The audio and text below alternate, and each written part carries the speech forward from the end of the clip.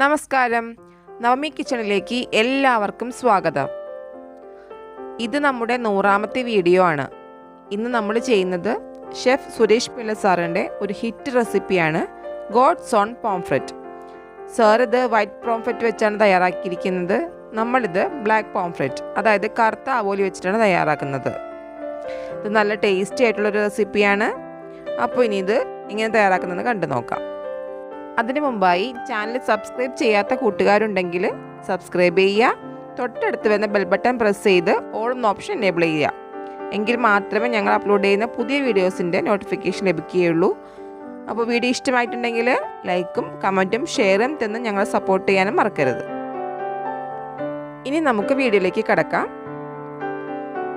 നമുക്ക് ആദ്യം മീനൊന്ന് ക്ലീൻ ചെയ്തെടുക്കാം. ഇത് 1/2 കിലോഗ്രാം തൂക്കം വരുന്ന നല്ല ഫ്രഷ് ആയിട്ടുള്ള ഒരു വലിയ ആവോലിയാണ്. ഇത് ക്ലീൻ ചെയ്യുന്ന വീഡിയോ നമ്മൾ ഓൾറെഡി അപ്ലോഡ് ചെയ്തിട്ടുണ്ട്. മുകളിൽ വരുന്ന ഐക്കാർഡിൽ പ്രസ് ചെയ്ത് കഴിഞ്ഞാൽ നിങ്ങൾക്കത് കാണാൻ പറ്റും. കൂടാതെ ഡിസ്ക്രിപ്ഷൻ ബോക്സിൽ ലിങ്കും കൊടുത്തിട്ടുണ്ട്. അപ്പോൾ മീൻ നന്നായി ക്ലീൻ ചെയ്ത് വരഞ്ഞെടുത്ത് വെച്ചിട്ടുണ്ട്. അപ്പോൾ നമുക്ക് ആദ്യം ഈ മീനൊന്ന് മാരിനേറ്റ് ചെയ്യണം.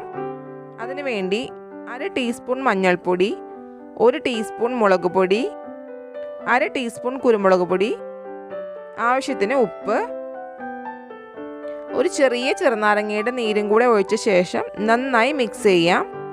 കുറച്ച് വെള്ളവും കൂടി ചേർത്ത് ഇതൊരു പേസ്റ്റ് ആക്കി എടുക്കാം.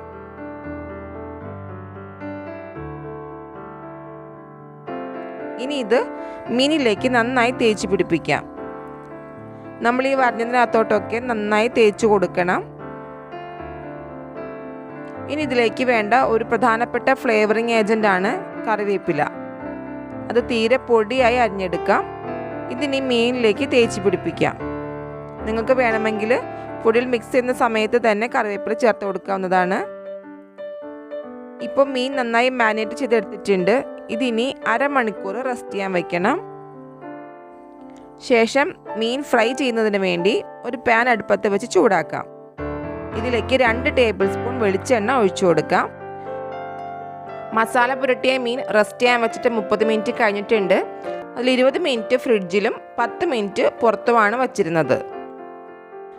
വെളിച്ചെണ്ണ നന്നായി ചൂടായ ശേഷം മീൻ വെച്ചു കൊടുക്കാം. ഇതിനെ ലോ ഫ്ലെയിമിലിട്ട് വറുത്തെടുക്കണം. വെളുത്ത ആവോലി ഉപയോഗിച്ചിട്ടാണ് തയ്യാറാക്കുന്നതെങ്കിൽ ചെറുതായിട്ടൊന്ന് ഫ്രൈ ആക്കിയാൽ മതി. പക്ഷേ നല്ല ദശക്കട്ടിയുള്ള മീനായതുകൊണ്ട് കുറച്ചധികം സമയം ഫ്രൈ ചെയ്തെടുക്കുന്നുണ്ട്. എങ്കിലും ഇതിൻ്റെ ഉള്ളിൽ നന്നായിട്ട് വെന്ത് കിട്ടുള്ളൂ. ഇതിപ്പോൾ ഒരു സൈഡ് ആയിട്ടുണ്ട്. ഇതിനി മറിച്ചിട്ട് കൊടുക്കാം.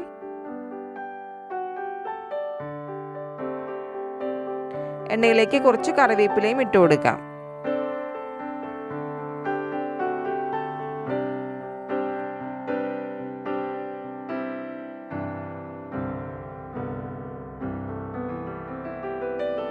ഇതിപ്പോൾ 2 സൈഡും തിരിച്ചും മറിച്ചുമിട്ട് ഫ്രൈ ചെയ്തെടുത്തിട്ടുണ്ട്. ഇനി ഇതിലേക്ക് 1 കപ്പ് നല്ല കട്ടിയുള്ള തേങ്ങാപ്പാൽ ഒഴിച്ചു കൊടുക്കാം.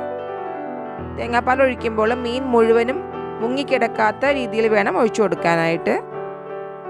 ഇനി ഇതിലേക്ക് 1 കഷ്ണം ഇഞ്ചി ചെറുതായിട്ട് അരിഞ്ഞ ശേഷം ഇട്ട് കൊടുക്കാം. 2 പച്ചമുളക് നീളത്തിൽ മുറിച്ചിട്ട് കൊടുക്കാം.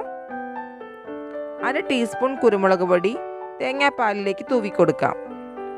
തേങ്ങാപ്പാലിന് വേണ്ട ഉപ്പും ചേർത്ത് കൊടുക്കാം. ഇനി ഒരു 4 തണ്ട് കറിവേപ്പില ഇട്ട് കൊടുക്കാം.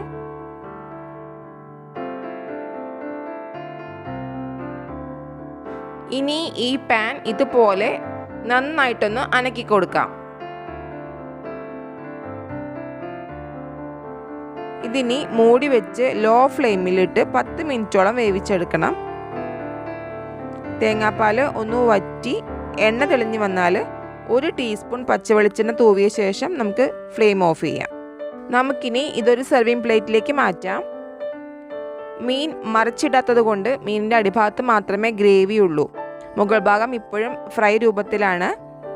ഒരു ഡിഷിൽ തന്നെ ഫ്രൈ ആയിട്ടും കറി ആയിട്ടും കഴിക്കാം എന്നുള്ളതാണ് ഇതിൻ്റെ പ്രത്യേകത.